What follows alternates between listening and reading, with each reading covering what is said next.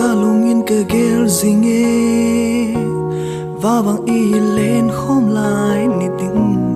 kasi lunga phatin acham jing zinge kum le laung bay lo hen kalung dei nu so mai mu nu min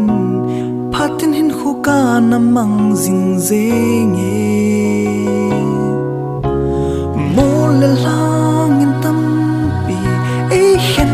jing dòng lê ni khăn ni tiếng nô mà lên na phang lung đi ở hông băng đê xin lung đây na lên na thiên thu la tâm dòng lê cái hin na bum pi cái lung trăng dâu xì lung đây nắng a đi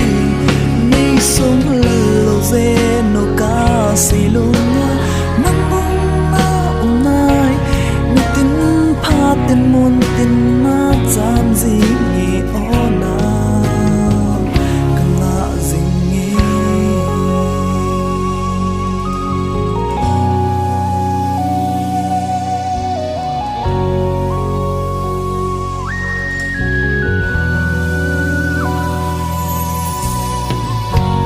kalungin ka gel ding nghe và bang lên khom lại ni tin kasi lunga phatin acham jing zinge kum le la hong bay lo hen kalung dei no so mai mu no min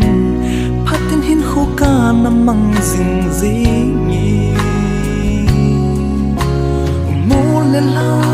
tâm e hen jing zong le ni khăn ni tiếng nô mà lên là phá rung đi hông băng đê xin lòng đây nó lên thêm thu lỡ tâm dòng lê cái hin na bông pi cơ lông trắng dâu xì lòng đây nắng a đi nay sông lơ lô dê nô ca xì lung nắng mong na ôm na ni tin phat tin mun tin na cham gì nghe ona